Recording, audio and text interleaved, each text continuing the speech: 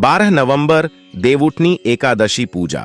2024 के दिन चुपचाप गाय को खिला दें।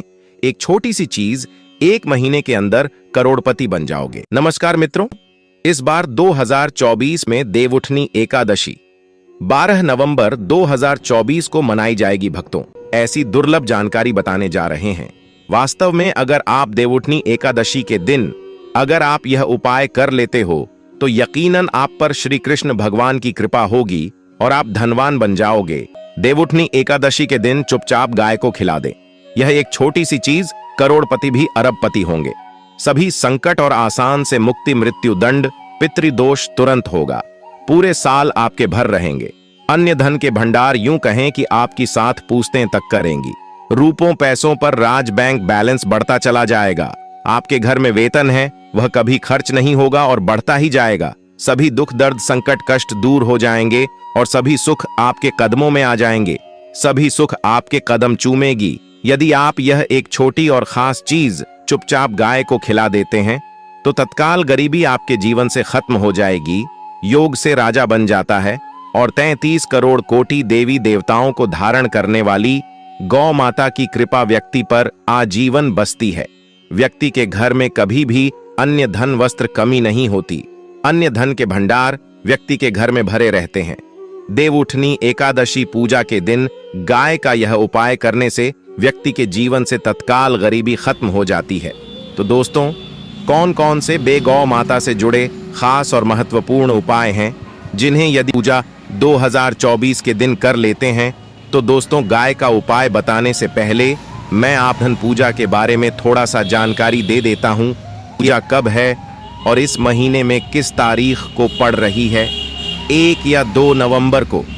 दोस्तों, जिस दिन का इंतजार दुनिया भर के हर पंडित, एस्ट्रोलॉजर और हर हिंदू भाई बहन को रहता है, वह दिन अब आ गया है। दोस्तों, आपकी जानकारी के लिए बता दें, हिंदू पूजा बहुत ही धूमधाम से मनाई जाती है। इसमें सबसे पहले गौ माता की गोबर से गोवर्धन बनाए जाते हैं और उनकी विधि विधान से पूजा की जाती है। गिरिराज जी महाराज की पूजा की जाती है। लेकिन इनमें सबसे ज्यादा महत्व जो 12 महीने में जो एकादशी पड़ती है उनमें से सबसे ज्यादा महत्व देवउठनी एकादशी का माना जाता है। शास्त्रों में, वेद पुराणों में साफ साफ लिखा हुआ है, देवउठनी एकादशी भगवान विष्णु की और माता लक्ष्मी जी का आशीर्वाद प्राप्त करने का सबसे सुनहरा दिन होता है। इस दिन भगवान विष्णु जी तथा माता लक्ष्मी बहुत ही ज्यादा प्रसन्न मुद्रा में होते हैं और अपने दोनों हाथों से अपने भक्तों पर कृपा बरसाते हैं। एक तरफ दोस्तों, मान्यता है देवउठनी एकादशी दिन जो चंद्रमा होता है वह अन्य दिनों के मुकाबले सबसे ज्यादा प्रकाशमान होता है। ऐसा कहा जाता है कि जो देवउठनी एकादशी होती है उसे दिन जो विश्राम कर रहे भगवान सभी निद्रा से जागृत हो जाते हैं और वह साक्षात धरती पर किसी न किसी रूप में आ जाते हैं। देवउठनी एकादशी पूजा के दिन भगवान विष्णु और तुलसी माता की पूजा की जाती है। दोस्तों, अगर आप नहीं जानते तो आपकी जानकारी के लिए बता दें, एक व्यक्ति की कुंडली में अगर चंद्र ग्रह की स्थिति अच्छी है तो उसे व्यक्ति का भाग्य हमेशा उसका साथ देता है। वह व्यक्ति जिस कार्य को भी शुरू करता है उसे कार्य में उसको सफलता प्राप्त होती है। इसीलिए देवउठनी एकादशी पूजा को हमारे हिंदू धर्म में बहुत ही ज्यादा विशेष और खास महत्व दिया गया है। आप लोगों की जानकारी के लिए बता दें, 12 नवंबर देवउठनी एकादशी पूजा के दिन 52 तरीके के शुभ योग बन रहे हैं। लक्ष्मी योग, ग्रह योग, नक्षत्र योग, अमृत सिद्धि योग जैसे शुभ योग का निर्माण हो रहा है। देवउठनी ने एकादशी के समय में पूरे दिन का व्रत करना चाहिए। देवउठनी एकादशी के दिन भगवान विष्णु जी और शालिग्राम जी महाराज का आशीर्वाद प्राप्त होता है। देवउठनी एकादशी तिथि के दिन ब्रह्म मुहूर्त में सोकर नहीं उठ सकते हैं, किसी पवित्र नदी में जाकर स्नान नहीं कर सकते हैं, पूरे दिन का व्रत नहीं रख सकते हैं। लेकिन इस दिन अगर आप ज्योतिष शास्त्र, तंत्र शास्त्र के अनुसार एक गाय वाला उपाय विधि विधान से कर लेते हैं तो इस उपाय को करने के बाद साक्षात आपको भगवान विष्णु जी और शालिग्राम जी महाराज का वह असीम आशीर्वाद, भगवान विष्णु जी की कृपा से आपके नवग्रह आपका साथ देना शुरू कर देंगे। आपके राहु केतु की दशा अच्छी हो जाएगी, क्योंकि एक व्यक्ति के जीवन के भाग्य का राहु केतु का नियंत्रण भगवान कृष्ण जी की हाथों में होता है। दूसरी तरफ इस उपाय को करने के बाद आपके जीवन में धन आना शुरू हो जाएगा। आपके जीवन में जो धन आएगा उसमें वृद्धि होगी, वर्षा होगी। आपको अपने जीवन के समस्त प्रकार की आर्थिक कष्ट से मुक्ति मिल जाएगी। क्योंकि दोस्तों, अगर माता लक्ष्मी जी एक व्यक्ति को आशीर्वाद देती है, उस व्यक्ति को करोड़पति बनने से दुनिया की कोई भी ताकत नहीं रोक सकती है। अब आप सोच रहे होंगे कि गाय को ऐसा क्या खिलाने से और ऐसा क्या उपाय करने से आपको भगवान विष्णु जी और शालिग्राम जी का आशीर्वाद कैसे मिल सकता है। तो दोस्तों, आपने देखा होगा, जब भी आपके घर पर दिवाली की पूजा होती है या धनतेरस की पूजा होती है, तो आपके घर वाले गौ माता की पूजा जरूर करते हैं। तो दोस्तों, आपको इस उपाय को देवउठनी एकादशी वाले दिन ही करना है और यह बहुत ही सरल उपाय है। तो पूरी जानकारी प्राप्त करने के लिए वीडियो के अंत तक बने रहे। तो दोस्तों, आपके घर में सदैव भर रहेंगे। जो भी जीवन दुख, दर्द, संकट, कष्ट है, वह सभी दूर हो जाएंगे। इस वीडियो में हम आपको एक खास और महत्वपूर्ण चीज के बारे में बताएंगे, क्योंकि पूजा के दिन गाय को जरूर खिलानी है। तो दोस्तों, अपने फायदे के लिए पूरा वीडियो देखना। यदि आज की इस वीडियो को आपने बीच बीच में से देखा, काट काट के देखा, तो यकीन मानिए जीवन में आपको कभी सफलता हासिल भी नहीं होगी, ना ही आपको पूजा का कोई फल प्राप्त होगा और ना ही भगवान विष्णु जी और शालिग्राम जी महाराज का आशीर्वाद आपको प्राप्त होगा। तो वीडियो को पूरा जरूर देखें, क्योंकि इस वीडियो में आपको गौ माता से जुड़े उपाय के बारे में बताने वाले हैं, जिन्हें करने से आपके जीवन के जो भी दुख, दर्द, संकट है या कामयाबी होने में कोई बाधाएं आ रही है, सभी से छुटकारा मिलने वाला है। यूं कहें कि आपके जीवन में अपार धन सुख, कभी भी धन से संबंधित परेशानी नहीं रहेगी। यदि आपकी जिंदगी प्रबल हो जाएगी, धन प्राप्ति के योग्य बन जाएंगे और जीवन में सदैव अन्य धन के भंडार आपके घर में भर रहेंगे। अन्य धन, वस्त्र कभी कमी नहीं होगी आपके घर में। तो दोस्तों, अभी तक आपने कमेंट में जय गौ माता, भगवान विष्णु और से शालिग्राम जी महाराज ना लिखा हो तो जरूर लिख दें। दोस्तों, आज की वीडियो को पूरा देख कर जाना। यदि आप चाहते हैं आपके परिवार पर सदैव गौ माता की कृपा बरसे, आपके पितरों की कृपा बरसे, देवी देवताओं की कृपा बरसे, तो दोस्तों वीडियो को पूरा देखकर जाना। बहुत ही फायदेमंद वीडियो है। पूरे 500 सालों के बाद ऐसे दुर्लभ सहयोग में यदि आप लाभ हासिल करना चाहते हैं और 7 पीढ़ियां तक कभी कोई किसी तरह की कमी ना हो, यह फल चाहते हैं, वीडियो को पूरा देखकर जाना। बहुत ही लाभप्रद वीडियो है आपके लिए। दोस्तों, वीडियो को आगे ही शुरू करें। सबसे पहले आपसे रिक्वेस्ट करते हैं, वीडियो को लाइक कर देना और कमेंट बॉक्स में सच्चे दिल से जय गौ माता जरूर लिख देना। गौ माता की कृपा आपके और आपके परिवार के ऊपर सदैव बरसती रहे। और ज्यादा से ज्यादा वीडियो को शेयर जरूर करना, ज्यादा से ज्यादा अपने दोस्तों में, ताकि और लोग भी इस वीडियो के माध्यम से लाभ हासिल कर सके। इन उपाय को करने से आपके जीवन में सदैव धन, सुख, संपत्ति की प्राप्ति कर सके। तो शेयर करना ना भूलें इस वीडियो को, जिससे और लोगों का भी भला हो सके। आपको बता दें, इस दिन तीर्थ बहुत ही फलदायी समझ गया है। यदि कहीं तीर्थ स्थान पर पवित्र नदी में स्नान करना संभव न हो, तो आप क्या करें, घर पर ही नहाने वाले पानी में गंगा जल की कुछ बूंदें डालकर स्नान कर लें। और साथ ही साथ यदि आप स्नान आदि से निर्भत हो जाएं, सर्वप्रथम तो अपने घर के पूजा स्थान को साफ करें और उसे स्थान को साफ करें।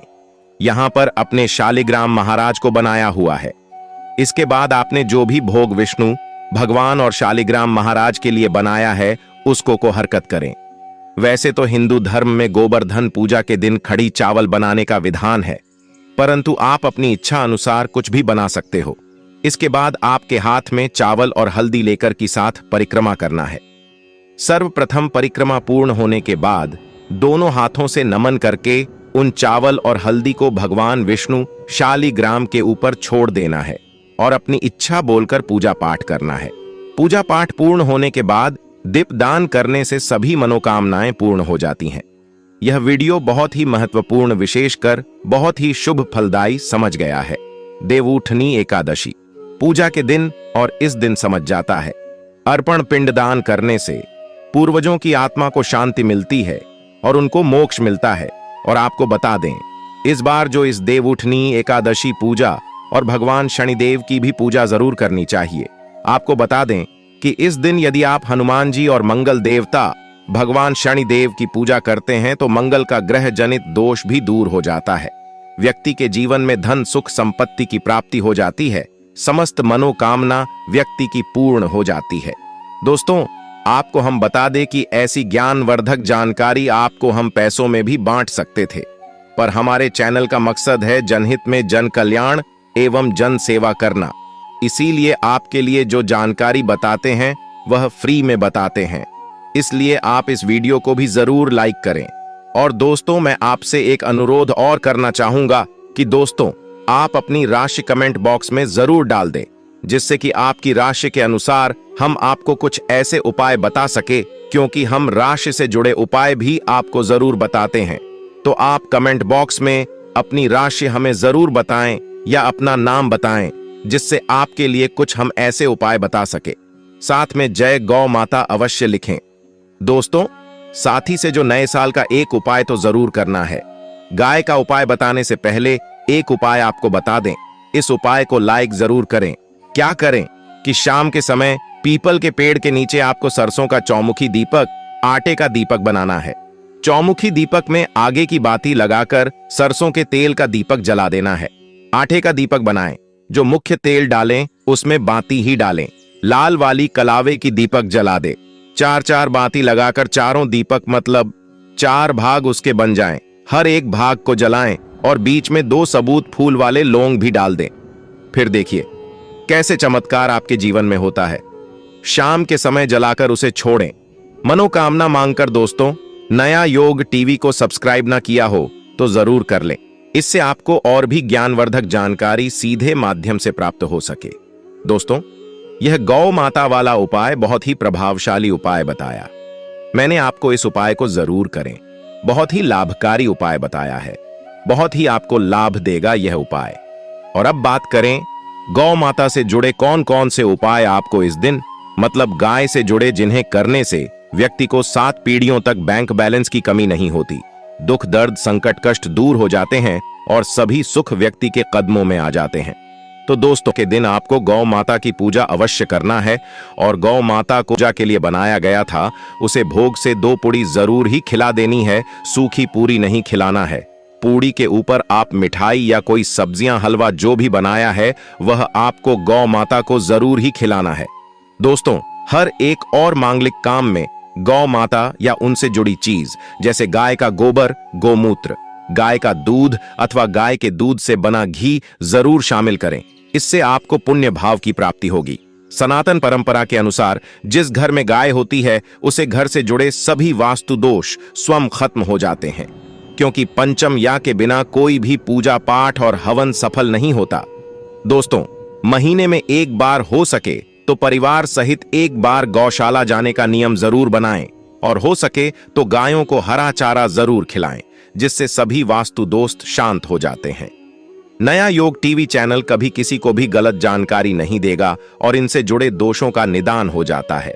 गर्मियों में गौ माता को पानी पिलाएं और सर्दी में गौ माता को गुड़ जरूर खिलाएं। ध्यान रखें, धन पूजा वाले दिन गौ माता को गुड़ जरूर ही खिलाना है। गर्मियों में गाय को गोदना खिलाए। अनेक देवी देवताओं को अपने शरीर पर धारण करने वाली गौ माता से जुड़े कई शुभ और अशुभ संकेत भी होते हैं। मतलब गाय का दूध दौड़ते समय यदि गाय ठोकर मार दें और सारा दूध बिखर जाए तो अपशगुन होता है। यदि कोई यात्रा पर निकल रहा हो और गाय अपने बछड़े को दूध पिलाती सामने आ जाए तो निश्चित रूप से कि यात्रा के लिए आप निकले हैं, वह यात्रा आप जरूर ही सफल होगी। और वह जिसके लिए आप निकले हैं वह जरूर ही पूर्ण यात्रा पर जाते समय गाय की आवाज आना और रात्रि में गाय की हुंकार करना भी शुभ होता है। दोस्तों, साथ ही साथ गाय के साथ आप भूल कर भी यह काम ना करें, अन्यथा मिलता है। जी हां दोस्तों, गाय को राष्ट्रीय पशु बनाए जाने और इन्हें मौलिक अधिकार दिए जाने की बात हो रही है तो सवाल उठता है, गाय संस्कृत का अहम हिस्सा है, तभी गाय के साथ लोग खराब व्यवहार कैसे कर लेते हैं। और जैसे ही दूध देना बंद कर देती है तो लोग इन्हें उनकी किस्मत पर छोड़ देते हैं, सड़कों पर और गलियों में भटकने के लिए। ऐसे में गोवंश जीवन को कोई डंडे मारता है तो कोई उन पर पानी डाल देता है। कई बार लग जाती है तो कभी बीमार होकर बेचारी गाय दम तोड़ देती है। ऐसे में जरूरत है इन बातों को जानने की गाय को लेकर शास्त्रों में क्या कहा गया है, आपको कैसा व्यवहार करना चाहिए। क्या दोस्तों, गाय को कभी भी मारना पीटना नहीं चाहिए। शास्त्रों में गाय को माता का दर्जा दिया गया है। गाय को मारने वाला माता को मारने पीटने वाले के समान पाप का भाग्य समझा जाता है। नरक लोक में वर्षों तक कष्ट भोगना पड़ता है। अगले जन्म पशु योनि में मिलता है कि गौतम मुनि ने गलती से गाय को डंडा मार दिया था, जिस गाय की मृत्यु हो गई थी, और इस पाप से मुक्ति के लिए इन्हें वर्षों तक तपस्या करनी पड़ी। भगवान श्री कृष्ण जी ने बैल स्वरूप में आए वृद्ध आश्रम का वध कर दिया था, जिससे मुक्ति के लिए भगवान श्री कृष्ण को संपूर्ण तीर्थ को एक कुंड में बुलाना पड़ा, और इस कुंड में स्नान से वह पाप मुक्त हो गए थे। यह दोस्तों, साथ ही साथ पानी पी रही गाय को भागते हैं, वह घोर पापी के भंग बनाकर होते हैं। ऐसे लोग घर आपसे मुक्त होकर स्वर्ग पाए जाते हैं और बड़े ही धनवान कल में जन्म लेकर सुख भोगते हैं। और साथ ही साथ आराम कर रही गाय को कष्ट देकर कभी भी उठाना नहीं चाहिए। वह जन्म में किए गए जाने अनजाने में पापों से मुक्ति हो जाती है और गोलोक में स्थान पाते हैं। गाय को डंडा मारकर उठना, पानी डालकर उठाने से मनुष्य पाप का भागी बनता है और अगले जन्म में उसे दर दर भटकना पड़ता है। और साथ ही साथ शास्त्रों में बताया गया है, जो लोग गाय की सेवा करते हैं और उनका भोजन खिलाते हैं और उनकी परवरिश अच्छी तरह से कहते हैं, तो वह लोगों के जीवन की सभी इच्छाएं पूर्ति होती हैं।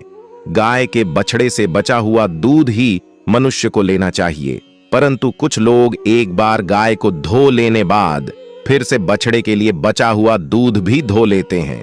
ऐसा करना घोर पाप कहा जाता है। ऐसे दूध को धोने वाला और ग्रहण भी बन जाते हैं। दोस्तों, साथ ही साथ शास्त्रों में कहा गया है कि गोवंश मतलब गाय और बैल के पीठ पर नहीं बैठना चाहिए। उनका पीठ पर बैठने से महापाप लगता है। ऐसे लोगों को नरक की यात्रा भोगनी पड़ती है। एकमात्र देव के अंश के उत्पन्न नदी ही गौवंश है, जिस पर स्वयं महादेव और महादेवी सवारी करती है, क्योंकि नंदी ने स्वयं अपनी इच्छा से महादेव की सवारी बनना स्वीकार किया था।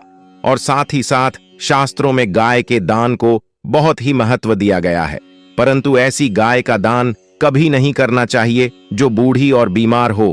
कठोपनिषद में नचिकेता की कथा भी इस संदर्भ में है कि जिस नचिकेता ने पिता द्वारा बूढ़ी गाय को दान करने पर आपत्ति जताई थी।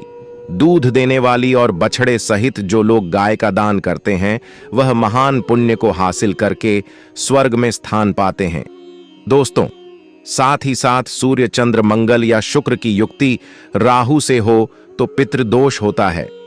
यह भी मानता है कि सूर्य का संबंध पिता से एवं मंगल का संबंध रक्त से होने के सूर्य, यदि शनि, राहु या केतु या दृष्टि हो तथा मंगल की युति राहु या केतु से हो तो पितृदोष होता है। इस दोष से जीवन संघर्ष में बन जाता है। दोस्तों, अगर आपने अभी तक नया युग टीवी चैनल को सब्सक्राइब नहीं किया है तो सब्सक्राइब कर लें और वीडियो को लाइक कर दें।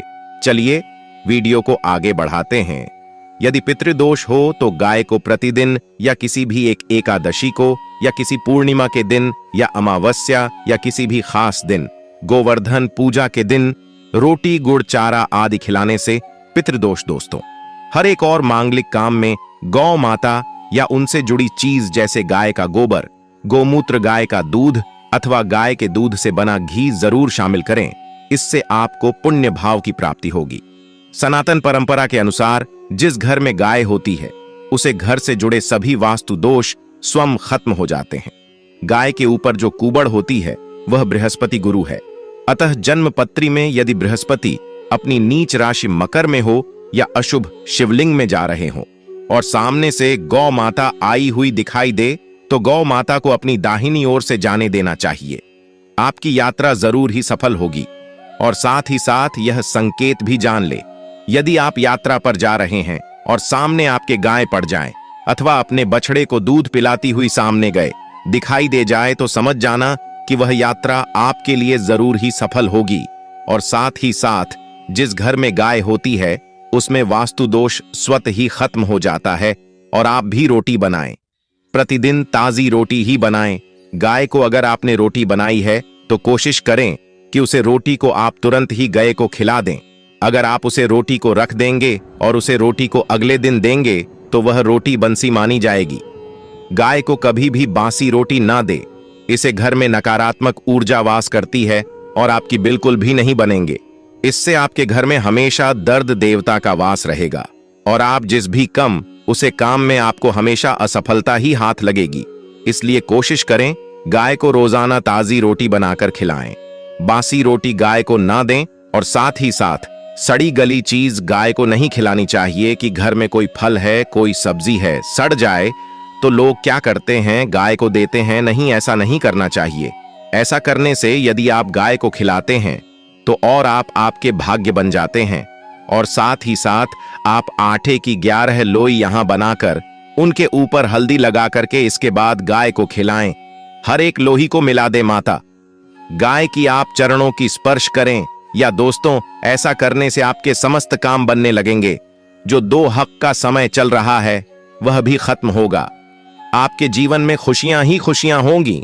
और एक बार आप 7 बार गाय की परिक्रमा भी कर लें तो आपके समस्त कम होंगे। और साथ ही साथ आप गाय को जब भी रोटी दें, रोटी पर या तो आप थोड़ी हल्दी लगा लें, अगर अच्छा ना हो तो आप थोड़ा रख सकते हैं, थोड़ा घी रख सकते हैं। या दोस्तों, गाय को कभी भी सूखी रोटी ना खिलाए। सूखी का मतलब गए रोटी रखें उसे, पर कुछ ना कुछ रख कर खिलाए। हल्दी रख ले मिश्री की, या जो भी रख ले, मतलब खाली रोटी नहीं खिलानी। इस बात का जब भी आपको शुभ फलों की प्राप्ति होगी। जी हां दोस्तों, उपाय कुछ बातें जिन्हें आपको ध्यान में जरूर रखना चाहिए। या दोस्तों, वीडियो अच्छी लगी हो, वीडियो को लाइक करें, ज्यादा से ज्यादा अपने दोस्तों में शेयर करें। तो देवउठनी एकादशी की रात तुलसी में एक चीज जरूर बांध देना चाहिए। साथ में भक्तों, देवउठनी एकादशी के दिन गौ माता को एक चीज जरूर ही खिलाना चाहिए। और साथ में हम आपको बताएंगे कि जो भी भक्त सच्ची हृदय से, सच्चे मन से देवउठनी एकादशी के दिन यह एक चीज का लगा तो उसके घर जमकर धन दौलत आती है, सुख समृद्धि आती है, हर मनोकामना इच्छा पूरी होती है। भक्तों, अगर आज की वीडियो आपने पूरा देख ली तो मन कर चलिए, आपका दुर्भाग्य को आज हम समाप्त करवा देंगे। क्योंकि जो भी भाई बहन, माता बहन इस वीडियो को सच्चे हृदय से माता रानी के लिए पूरी सच्ची निष्ठा से देखते हैं, वीडियो को लाइक करते हैं, चैनल को सब्सक्राइब करते हैं और कमेंट बॉक्स में भगवान विष्णु की जय लिखते हैं, माता लक्ष्मी की जल लिखते हैं, तो उनके जीवन में कभी कोई कष्ट, दुख, दर्द, कोई भी राहु दोष, पितृदोष हमेशा के लिए खत्म हो जाते हैं, यानी कि नष्ट हो जाते हैं और सभी देवी देवताओं की कृपा बरसती है। भक्तों, आप सभी को हम बारी बारी से सभी जानकारी देते हुए चलेंगे, इसलिए आप वीडियो को पूरा ही देखें, आधा अधूरा ना देखें। कई लोग होते हैं जो वीडियो को काट काट कर देखते हैं, बीच बीच में से देखते हैं, और फिर ऐसे व्यक्ति को जीवन में कभी सफलता हासिल भी नहीं हो सकती। जो व्यक्ति वीडियो को बीच बीच से देखा है, कट कट कर देखता है। भक्तों, इसलिए आप वीडियो को पूरा ही देखा करें। भक्तों, चली सबसे पहले हम आपको बता देते हैं कि देवउठनी एकादशी की डेट टाइम क्या है। फिर हम आपको बड़ी बड़ी से सभी जानकारी बताते हुए चलेंगे और यह भी बताएंगे कि वह कौन सी चीज है जो हमें देवउठनी एकादशी के दिन जरूर ही खा लेनी चाहिए। भक्तों, हर साल कार्तिक माह के शुक्ल पक्ष की दशमी तिथि के अगले दिन देवउठनी एकादशी मनाई जाती है। इस साल 12 नवंबर 2024 को देवउठनी एकादशी का व्रत रखा जाएगा। हर साल कार्तिक माह के शुक्ल पक्ष की दशमी तिथि के अगले दिन देवउठनी एकादशी मनाई जाती है। इस साल 12 नवंबर 2024 को देवउठनी एकादशी का व्रत रखा जाएगा। इस दिन हर्षण योग और सर्वार्थ सिद्ध योग का संयोग बन रहा है। इस योग में विष्णु जी की पूजा करने से साधक को मनोवांछित फलों की प्राप्ति होती है। इस दौरान मां लक्ष्मी की पूजा करना और भी लाभकारी माना जाता है। दोनों की साथ में पूजा करने से वैवाहिक जीवन में सुख समृद्धि का वास होता है। हिंदू धर्म में देवउठनी एकादशी को बेहद खास माना जाता है, क्योंकि इस दिन भगवान विष्णु 4 माह के लंबे योग निद्रा से जागते हैं। भगवान विष्णु के योग निद्रा से जागने के बाद एक बार फिर शादी, विवाह, सगाई व मुंडन जैसे मांगलिक कार्य शुरू हो जाते हैं। इसे देवोत्थान और देव प्रबोधिनी एकादशी भी कहा जाता है। इस दिन विष्णु जी की पूजा पूरे विधि विधान से करनी चाहिए, इससे वह प्रसन्न होते हैं।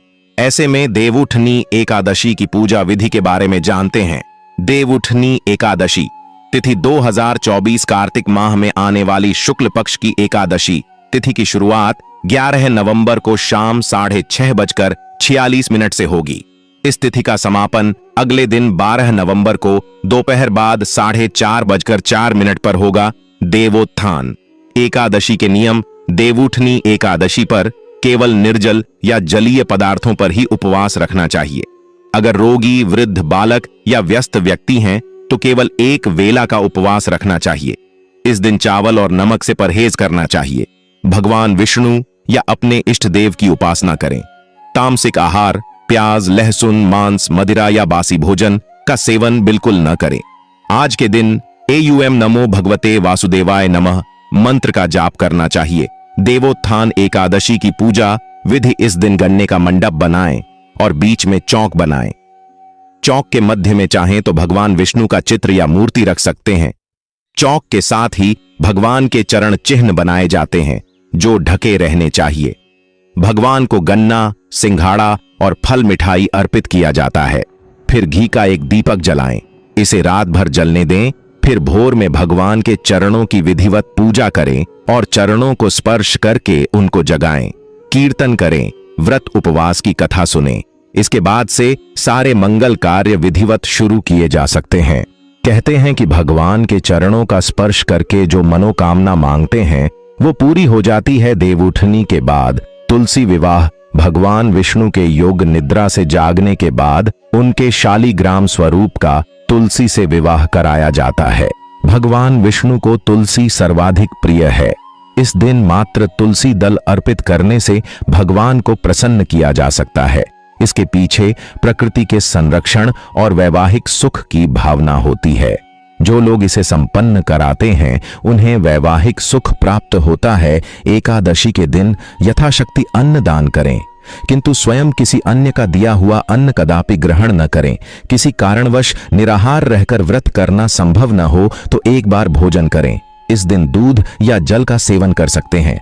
एकादशी व्रत में शकरकंद, कुत्तू, आलू, साबूदाना, नारियल, काली मिर्च, सेंधा नमक, दूध, बादाम, अदरक, चीनी आदि पदार्थ खाने में शामिल कर सकते हैं।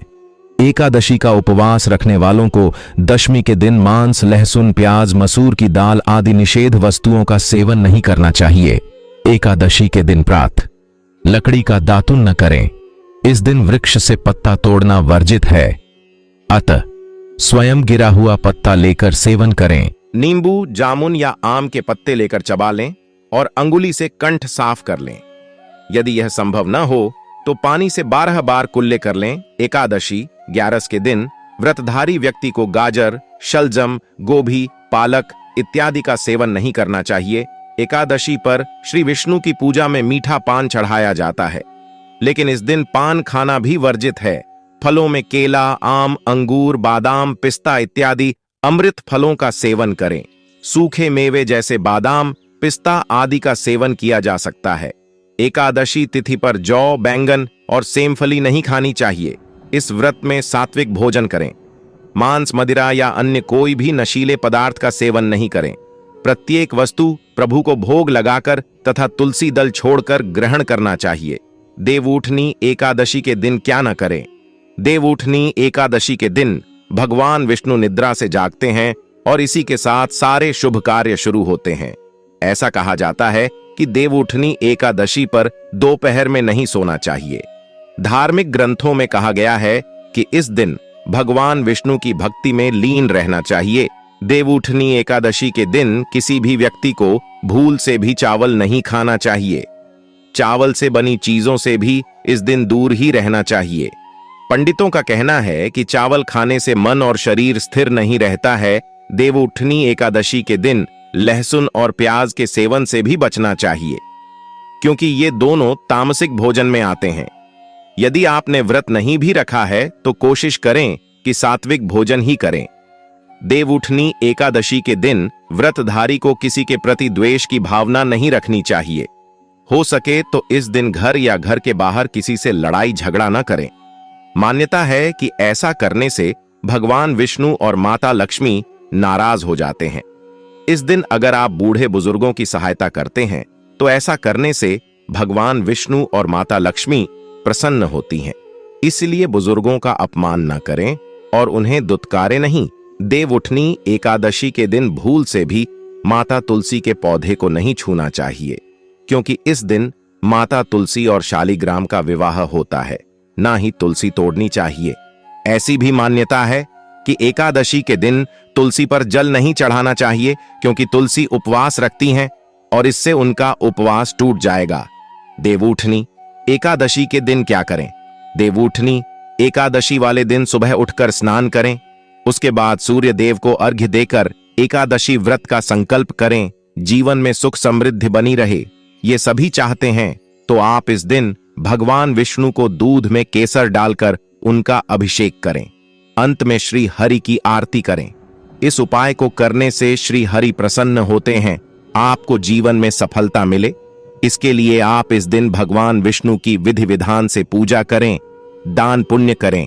सौभाग्य प्राप्ति के लिए स्त्रियां इस दिन व्रत रखती हैं। हो सके तो व्रत वाले दिन आप विष्णु सहस्त्र का पाठ करें। देवउठनी एकादशी पर भगवान विष्णु को सफेद रंग का भोग लगाएं। इस दिन खीर या सफेद रंग की कोई भी मिठाई का भोग लगाने से श्री हरि विष्णु प्रसन्न होते हैं। देवउठनी एकादशी वाले दिन आप निर्जला व्रत रखें, लेकिन अगर आप गृहस्थ जीवन में हैं तो फलाहारी उपवास रख सकती है। इस दिन ब्राह्मणों को दान दक्षिणा देकर उनसे आशीर्वाद प्राप्त करें। देवउठनी एकादशी पर तुलसी पर चढ़ाएं। इस रंग के वस्त्र हिंदू धर्म में सभी देवी देवता को पूजा करने के साथ भोग और वस्त्र आदि चढ़ाने की परंपरा है। ठीक उसी तरह तुलसी को भी मां लक्ष्मी का स्वरूप माना जाता है, इसलिए उन्हें भी वस्त्र अर्पित किए जाते हैं। चढ़ाएं लाल रंग के वस्त्र। तुलसी के पौधे में लाल रंग की चुनरी चढ़ाना लाभकारी माना जाता है। ज्योतिष शास्त्र के लिहाज से लाल रंग मंगल का प्रतिनिधित्व करता है। शास्त्रों के अनुसार देवउठनी एकादशी के दिन तुलसी माता को लाल रंग के वस्त्र चढ़ाना चाहिए। ऐसे में अगर किसी के कर्मों के कारण मुंह से अपशब्द भी निकल रहे होते हैं तो उन्हें भी ये लाल वस्त्र रोक लेते हैं। इसके साथ ही धन संपदा सुख समृद्धि की प्राप्ति होती है।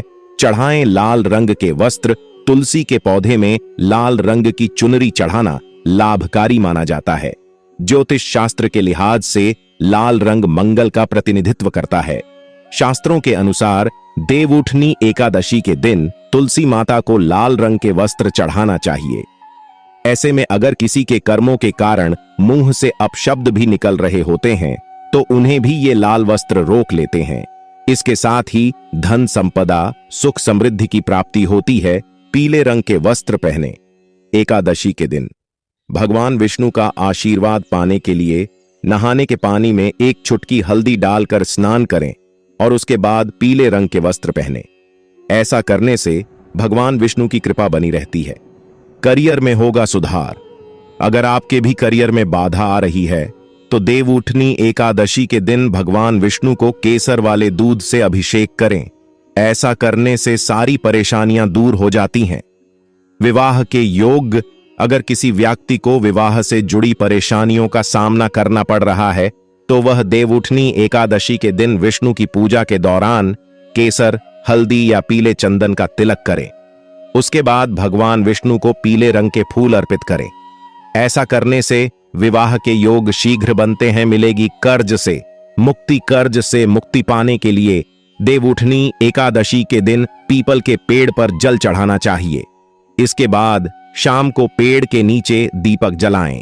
मान्यता है कि इन उपायों को करने से व्यक्ति को जल्द ही कर्ज से मुक्ति मिल सकती है, धन की कमी नहीं होगी। कार्तिक माह में तुलसी की पूजा करने का खास महत्व है। देवउठनी एकादशी के दिन तुलसी के पौधे में गन्ने का रस मिलाकर चढ़ाएं। इसके बाद देसी घी का दीपक जलाकर तुलसी माता की आरती करें। मान्यता है कि ऐसा करने से व्यक्ति को कभी धन की कमी नहीं होता और जीवन से सभी कष्ट भी दूर होते हैं। भक्तों, अभी तक आपने जय मां लक्ष्मी जय भगवान विष्णु ना लिखा हो तो जरूर ही लिख दीजिए। चलिए, भगवान विष्णु के लिए आप ऐसी गलती भूल कर भी ना करें। यह गलती आपके भगवान विष्णु को क्रोधित कर सकती है, इसलिए ऐसी गलती भी नहीं करना चाहिए।